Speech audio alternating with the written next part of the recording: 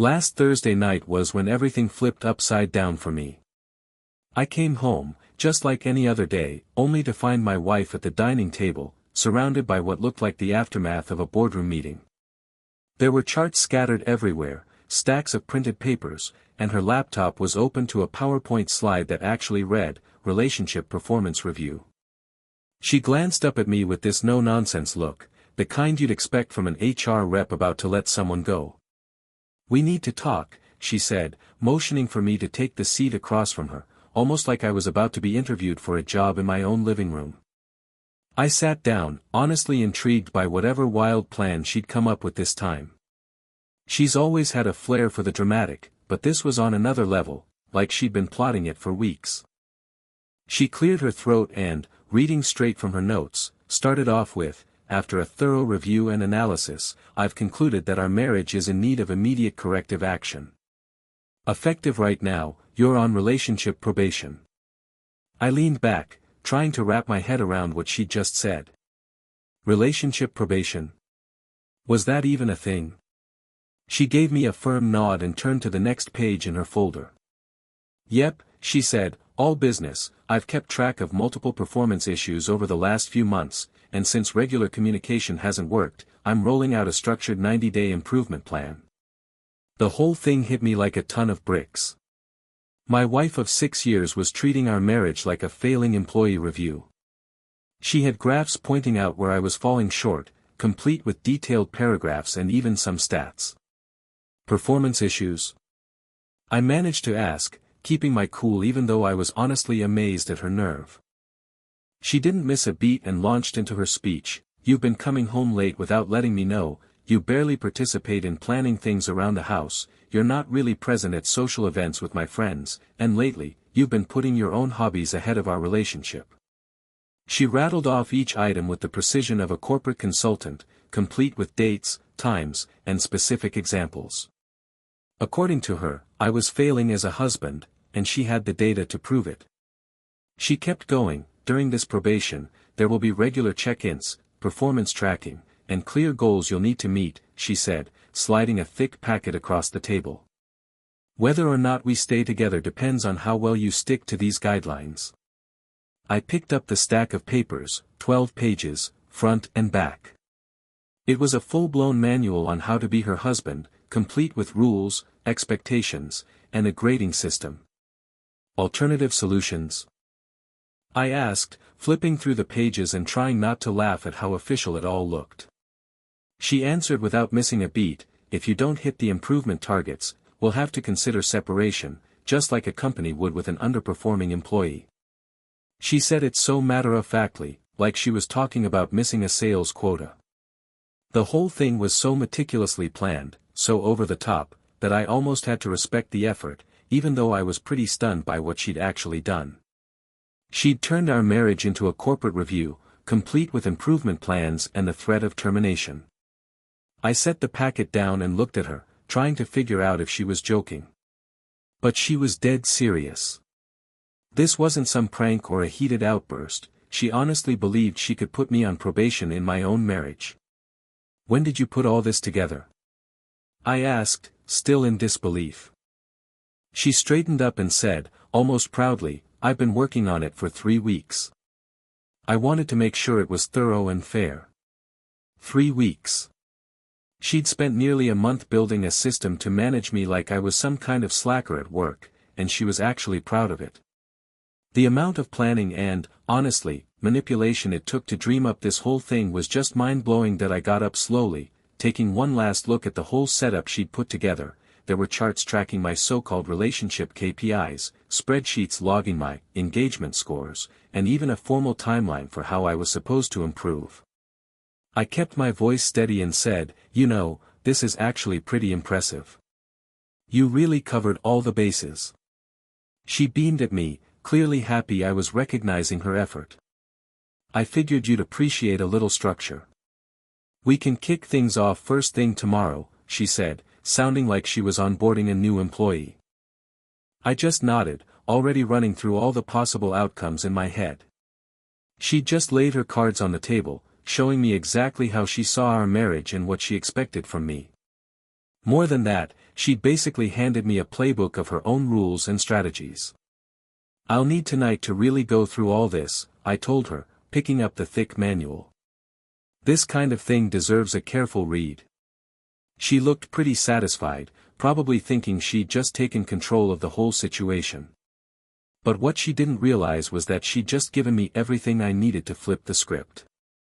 As I headed upstairs with her relationship probation handbook, I was already plotting my next move.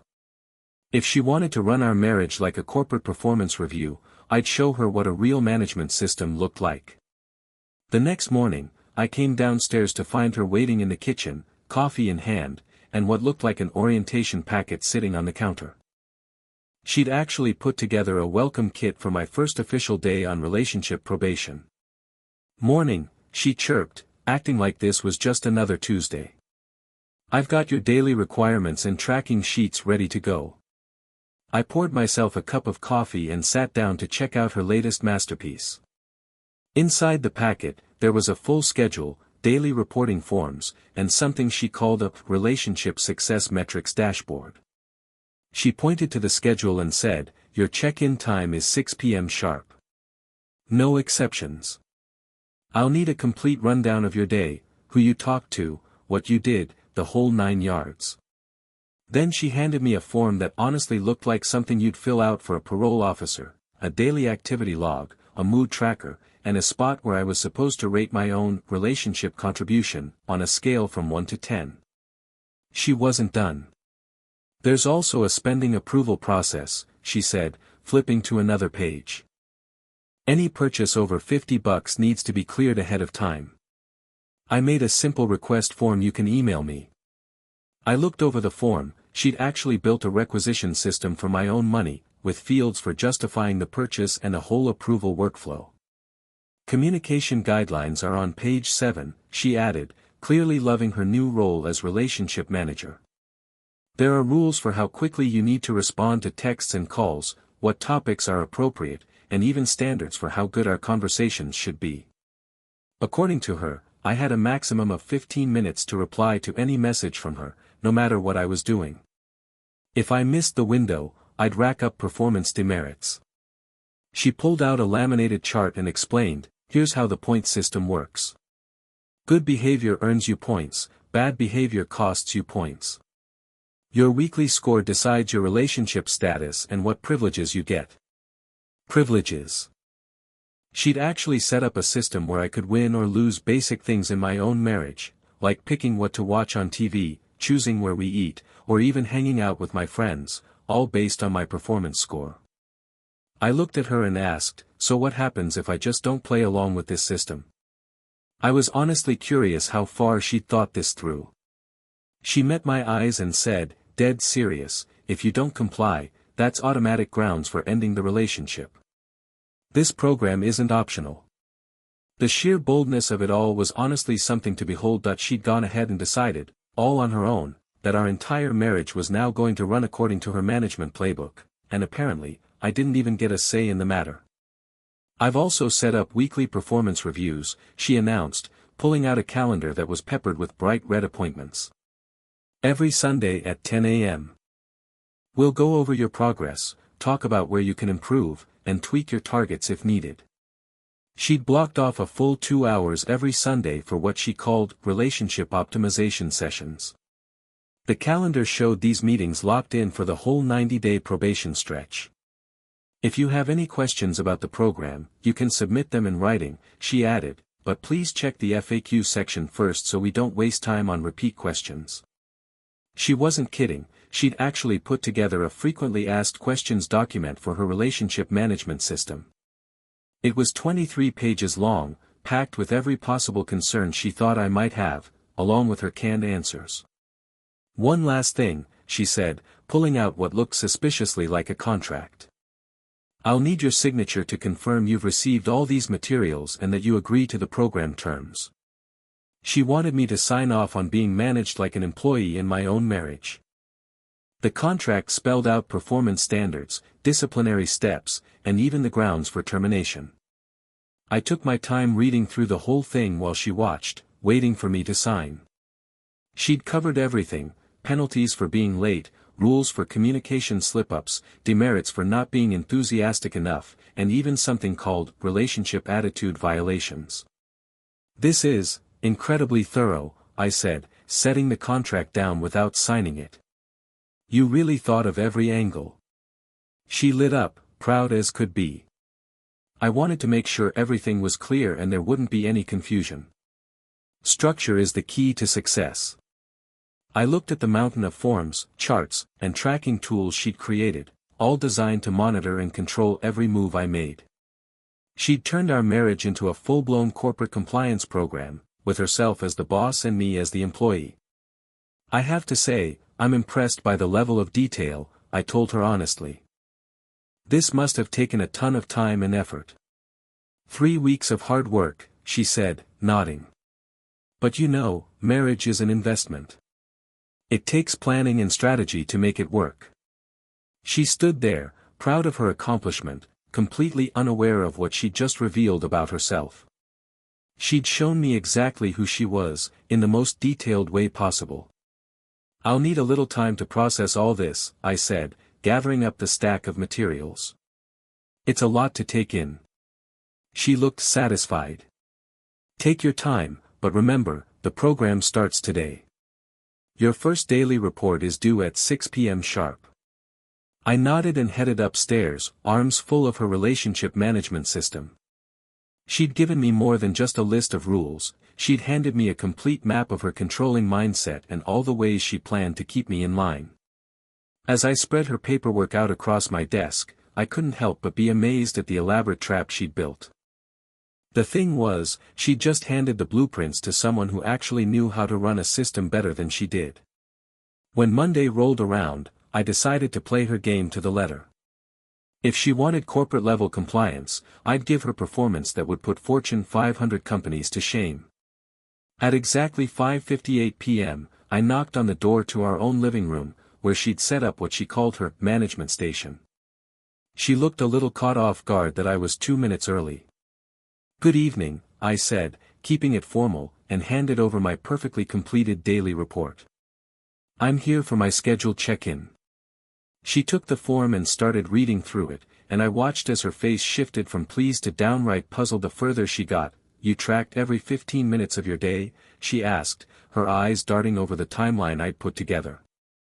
I'd broken my day down into tiny chunks, each one logged with military precision. Well, the form asked for a full account of my daily activities, I told her, keeping my tone matter-of-fact. So I figured I'd better be thorough. My report had timestamps for everything: 6:47 a.m., brushed my teeth for 3 minutes, 7:12 a.m., ate breakfast, estimated about 420 calories, 8:15 a.m., left for work, and thanks to a shortcut, shaved 4 minutes off my commute. She looked up, a little stunned. This is very detailed, she said, clearly not expecting me to go all in like this. I also put together some supporting documents, I added, handing her a folder stuffed with backup materials. Inside, I'd included receipts for every single thing I bought that day, screenshots of my phone's location data, and even a breakdown of my productivity at work. I treated her requirements like I was prepping for a forensic audit. She flipped to the section on communication and raised an eyebrow. You tracked all your conversation topics? She asked, scanning my log. Section C said to document every interaction, I replied. So I broke them down by how long they lasted, who was involved, and whether they had anything to do with our relationship goals. I'd even logged a 3-minute chat with the barista at the coffee shop, labeling it as transactional interaction, minimal relationship impact, positive tone maintained. She kept flipping through, landing on my self-assessment scores. You gave yourself a 7.3 for relationship contribution today, she asked, sounding a little incredulous. Based on your scoring system, I said, pulling out her rubric, which I'd highlighted for reference, I completed 73% of the relationship building activities you listed. The 0.3 is because I only partially finished the evening engagement stuff, since we had this review meeting scheduled. I could see her getting more and more confused. She'd probably expected me to push back or just go through the motions, not to take her system and run with it like this. I also put together some ideas for making the process more efficient, I said, handing her another document. Here are some ways we could streamline the tracking system. My suggestions included things like automated reporting tools, standardized forms, and digital dashboards so we could monitor everything in real time.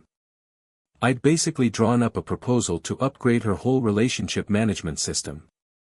You want to automate the reporting? She asked, looking over my technical specs. Manual tracking is slow and easy to mess up, I explained. I designed a digital solution that would make everything smoother and give us better data. I'd even mocked up a relationship tracking app, complete with push notifications for check-ins and an algorithm to score my performance automatically. She sat down, looking a little overwhelmed by the stack of paperwork I'd just handed her.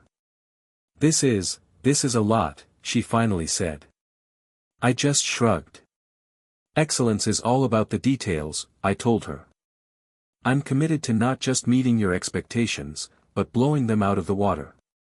The next morning, I showed up at breakfast with printed copies of my daily objectives, each one ranked by how much it would supposedly help our relationship. I'd made a list of action items for every single interaction we'd have that day. Good morning, I said, handing her a meeting agenda. I've scheduled our morning communication session for maximum efficiency. The agenda had talking points, time slots, and even success metrics for our breakfast conversation. I'd basically turned our casual morning chat into a business meeting. You scheduled our breakfast? She asked, staring at the agenda like she couldn't believe it. Spontaneous conversations don't always get results, I explained. If we structure our talks, we can make sure we're getting the most out of our time together.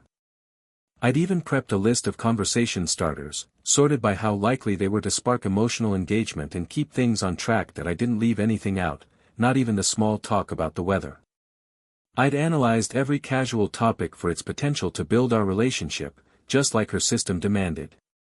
By the time Wednesday rolled around, my level of compliance had gone from impressive to downright ridiculous. I was turning in reports in triplicate, keeping backup files for everything, and treating every single part of our marriage like it was under audit from the IRS. During our evening check-in, she looked over my latest stack of paperwork and said, "You're really taking this seriously." I just nodded and told her, program success takes total commitment. If you only go halfway, you're not going to get the results you want. I'd even started wearing business casual clothes around the house, carrying a clipboard for notes, and calling her program administrator whenever we had an official interaction. That's when she started to look a little uneasy, like she was realizing she'd created a monster. Maybe we can ease up on some of these requirements, she suggested, her voice a little uncertain. But I shook my head and said, if we start relaxing the standards, the whole program loses its integrity. We need consistency if we want accurate performance measurements. I could tell she was starting to see that getting exactly what she'd asked for wasn't nearly as fun as she'd imagined. My over-the-top compliance was making her whole system look as silly as it really was. By Thursday, she was dodging the daily check-ins, but I kept right on documenting everything, turning in reports whether she wanted to see them or not. I'd built up a massive archive of my relationship performance metrics, and I wasn't about to stop. Then, on Friday night, she finally hit her breaking point. She looked at my latest submission and said, "This is getting out of hand." I kept my voice calm and steady. "I'm confused," I said. "My performance scores have been above target all week. Are you unhappy with my compliance?" She couldn't really complain about my behavior without admitting that her whole system was flawed. I'd followed her rules so perfectly that the absurdity of it all was impossible to ignore. Saturday morning, I decided it was time to take things up a notch. I requested a formal meeting with the program administrator. She agreed, probably hoping she could rein things in before her system took over our entire lives. I sat down at the table with a folder that was twice as thick as the one she'd given me. "I've completed my initial compliance period," I announced, settling in. "Now, I'd like to talk about reciprocal accountability measures." Her confident look faded a bit. "Reciprocal accountability," she repeated. Your system is all about one-sided performance management, I explained, opening my folder. But if we really want to optimize this relationship, we need to assess both sides. I'd spent the whole week tracking her behavior, using her own criteria. Every conversation, every decision, every little moment, weighed, measured, and scored by her standards. I've done a full audit of the program administrator's performance, I said, sliding my analysis across the table. And honestly, the results are pretty concerning. Her eyes got wide as she saw what I'd put together: charts, graphs, and a full statistical breakdown of her relationship contributions, all based on her own metrics. "You scored me?" she asked, flipping through the pages, her voice a little shaky. "Fairness means we both get evaluated by the same standards," I told her. "So I used your exact criteria for both of us." My audit turned up some interesting results. According to her own system, she was falling way short as a partner, late with dinner, not really engaging in conversations, not offering much emotional support, and barely showing any appreciation. "Your average relationship contribution score is a 4.2 out of 10, I said, pointing to a graph that showed her weekly performance. "That's well below what you defined as acceptable." She just stared at the numbers, not able to argue with the data, especially since it all came from her own playbook. I'd used her own system against her, and I'd done it with absolute precision. "Your communication response times are way off the mark," I went on, pulling up a timeline that tracked how long it took her to reply to my texts. "On average, you take about 43 minutes to respond, and there are several times where you left me hanging for over 2 hours." I'd taken her own 15-minute response rule and turned it right back on her. The double standard was right there in black and white, she couldn't argue with the math. "I've also noticed some pretty troubling patterns when it comes to household contributions," I said, sliding over spreadsheets that tracked every chore and responsibility. "The way things are split up around here is seriously out of balance, and it needs to be fixed." Using her own scoring system, I'd logged every meal, every load of laundry, every little thing that kept the house running. The numbers didn't lie. She was asking for more than she was giving, which I called management overhead inefficiency. "This is ridiculous," she protested, clearly not happy about being on the receiving end. "You can't just score me like this." I kept my voice calm and steady. "These are your standards," I reminded her, "and I'm just applying them fairly to both of us." I'd even put together a performance improvement plan for her, complete with daily goals and tracking sheets. If she wanted to run our marriage like a corporation, I was going to give her the full corporate experience. "Your social engagement scores are especially concerning," I continued, showing her the data from our recent get-togethers.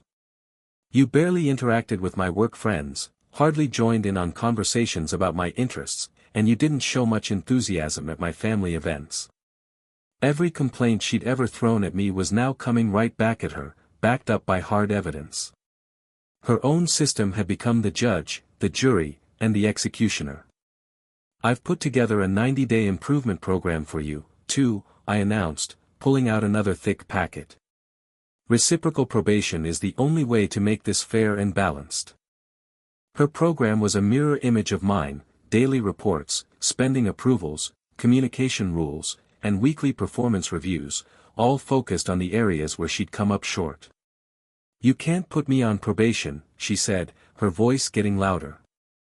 "I'm not the one with the issues. I just tapped the stack of data. The numbers say otherwise. Objective measurement shows there are some real gaps that need attention." I'd even set weekly goals for her: improving her attitude, getting more involved socially, and stepping up around the house. Everything she demanded from me was now on her plate, too. "I've also noticed some problems with your leadership style," I added, showing her an organizational chart I'd made. "You've been making all the decisions without any input from me, which points to some serious management issues." The very fact that she'd created this whole probation system was now evidence of her own lack of collaboration and leadership skills.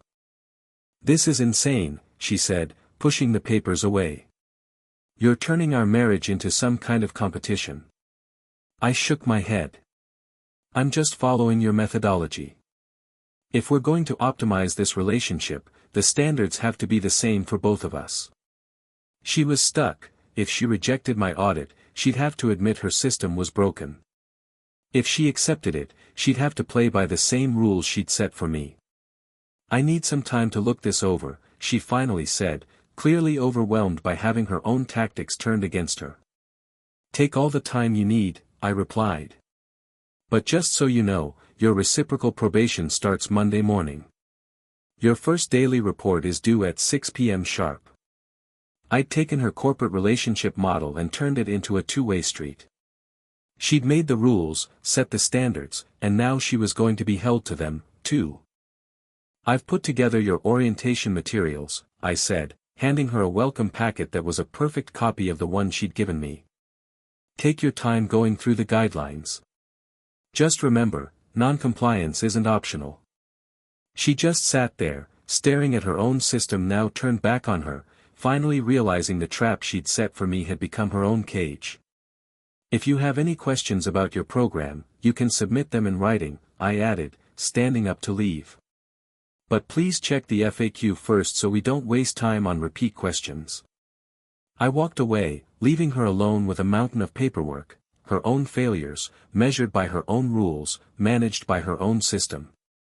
Monday night rolled around, right on schedule, just like a corporate deadline. She'd spent the whole weekend wrestling with her new reality, but I kept things strictly professional, no matter how she was feeling. At exactly 6 p.m., I knocked on the door to her management station. Good evening, Program Administrator. I'm here to collect your first daily compliance report. She looked up from the couch, where she'd been staring at her orientation packet for what must have been an hour. I didn't finish it, she admitted. Non-compliance on day one is a serious concern, I said, making a note on my clipboard. I'll have to document this in your permanent performance file. I'd set up my own management station in the spare room, complete with filing cabinets, tracking boards, and all the official documentation you could imagine. If she wanted a corporate marriage, she was going to get the full red tape experience. This is getting out of control, she said, waving at the piles of paperwork around her. We need to stop this. I kept my voice calm. Stopping in the middle of the program would compromise the integrity of the data, I replied. But I'm open to discussing alternative solutions. She looked relieved for a second, until I pulled out another folder. I've prepared a formal relationship performance review, based on all the data from both of our probation periods. Inside was what I called a comprehensive partnership analysis. I'd compiled months of documented interactions, behavior patterns, and contributions into one big, definitive report.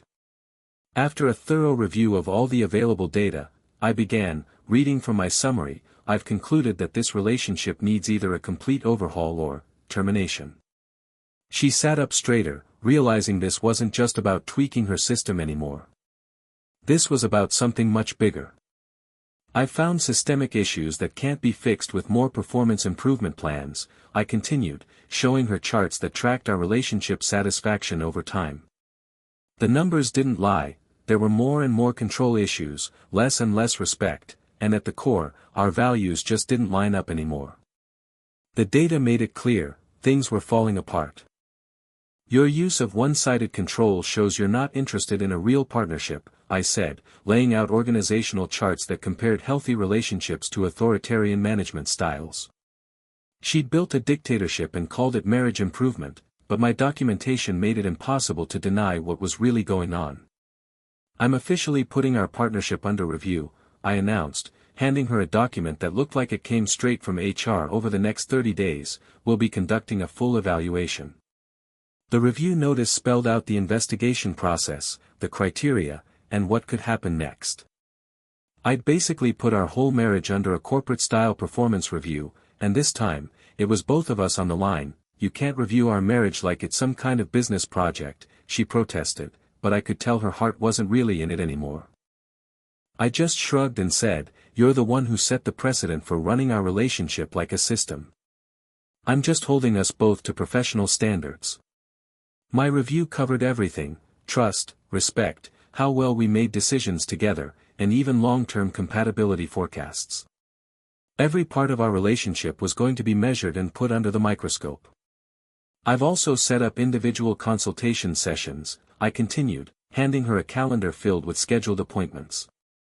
We'll need to go over your career plans, personal growth goals, and what you want out of this relationship in the future. These sessions were basically exit interviews in disguise. I'd structured them to document her expectations, see if we were actually compatible, and figure out if there was any real future for us as a couple. During the review period, I'll be doing reference checks, I added, showing her a list of contacts. Family, friends, and co-workers will be asked for their honest take on our relationship dynamics. She looked horrified at the thought of outsiders weighing in, but I was just taking her corporate playbook and running with it, stakeholder feedback and all. I've also put together preliminary termination protocols, I said, sliding another document across the table. If the review shows that ending things is the best option, this outlines how we'll split assets, transfer responsibilities, and set a timeline for the transition. I'd basically written up a business plan for divorce, using the same efficiency she tried to bring to our marriage. You're talking about divorce like it's a corporate restructuring, she whispered, barely able to get the words out. Smooth transitions keep things from getting messy, I replied. A professional approach makes sure everything's fair and everyone knows what to expect. I'd catalogued every part of our life together, listed out our assets, and mapped out exactly how things would go if we split. Her own corporate mindset had taught me the value of planning for every outcome. I don't want a divorce, she said, her voice desperate. I just wanted you to be a better husband. I looked down at my notes.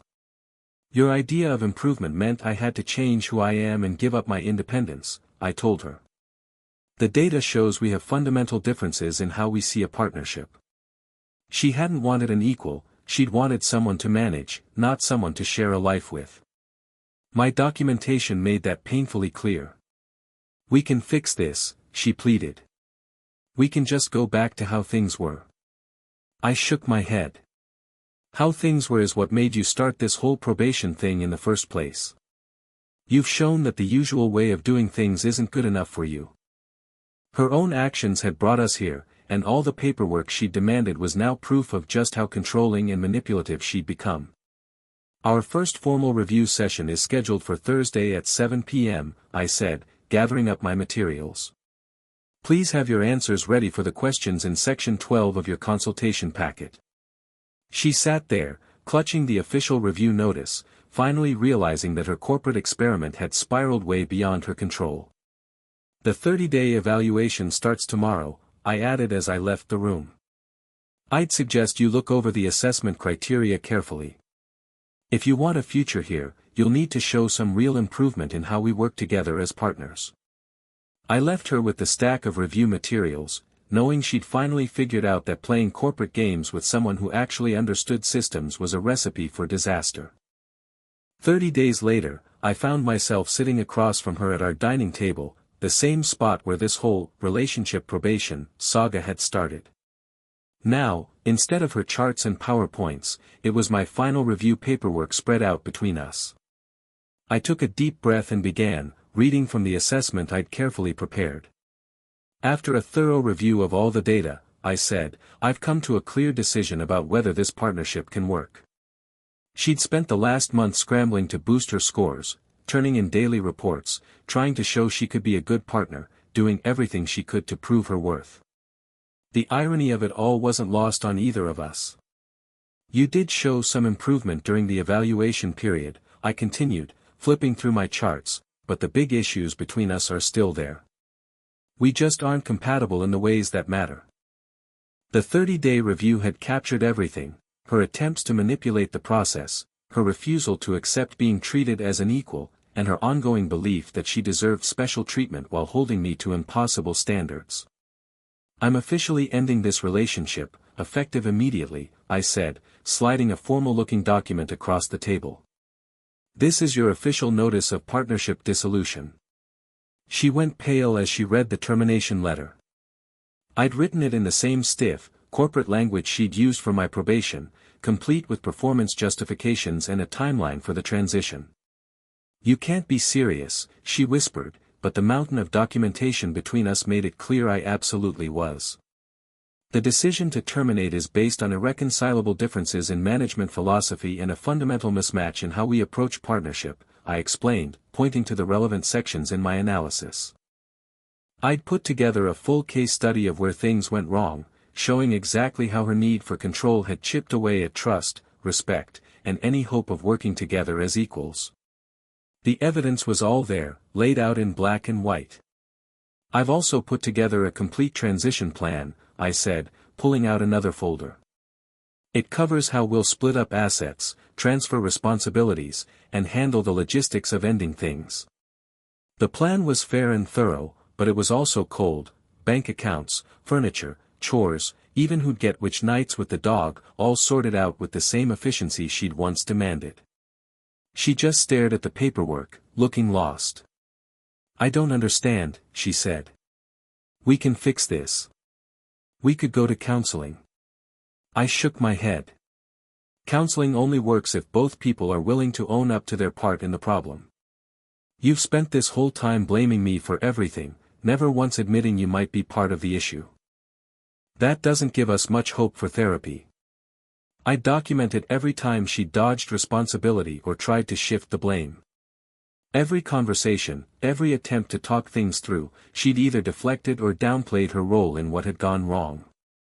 I've also prepared references for your future relationships, I said, handing her a sealed envelope, keeping my tone as professional as she'd always wanted. Professional courtesy means giving an honest assessment of performance and compatibility, I said, handing her the reference letter. It was brutal in its politeness, summarizing her management style, her need for control, and her lack of collaboration in a way that anyone who's ever worked for a difficult boss would recognize instantly. This is insane, she said, her voice cracking. You're treating our marriage like it's just a business deal. I kept my tone calm. You're the one who set this up as a corporate framework. I just followed your lead and applied professional standards all the way through. She'd built this monster by turning our relationship into a performance review, and now she was seeing exactly where that road led. I'll fight the divorce, she threatened, but I could tell she didn't really believe it. All the dissolution procedures are documented and fully legal, I replied, pulling out yet another folder. I've already talked to a lawyer and filed the initial paperwork. I'd planned every step, documented everything, and made sure it was all by the book. There wasn't going to be any room for last-minute drama or emotional games. You've changed, she said, sounding desperate. This isn't who you are. I shook my head. This is exactly who I become when I'm treated like an employee instead of a partner. You set the tone by demanding a corporate-style relationship, and I just played the part you wrote for me. I'd become the efficient, detached manager she seemed to want. The thing is, good managers don't waste time trying to fix what's broken beyond repair. They make the tough call and move on. I've scheduled our final transition meeting for Friday, I said, gathering up my files. We'll go over the asset split and set up communication rules for the separation period. She sat there, surrounded by the system she'd created, finally realizing that getting exactly what she'd asked for had cost her everything she actually wanted. Your personal stuff can stay here during the transition, I added, keeping it professional. But I'll be moving out tomorrow. I'd already lined up a place to stay, set up my own bank account, and switched the utilities, handling it all with the same methodical approach she'd insisted on for our marriage. Before I left, I paused and looked at her one last time. I want you to know, your corporate relationship experiment was a total success. You got the professional, systematic, data-driven partnership you asked for. She looked up at me, tears in her eyes, finally understanding that winning her own game meant losing everything that really mattered. The difference is, I said quietly, real managers don't try to fix underperforming relationships forever. They know when it's time to let go. I walked away from the table, leaving her alone with the mountain of paperwork and the ruins of her corporate marriage experiment. She'd wanted a system, and I gave her one, right down to the most efficient, final ending either of us could have imagined. She played corporate consultant with our marriage, and I showed her what happens when someone who actually knows how to run a system takes over. And that's where our story ends. If you've stuck with me this far, maybe consider subscribing to the channel, it really helps us out. I've picked out 2 more stories I think you'll enjoy, so feel free to check them out. I'll see you in the next one. Take care.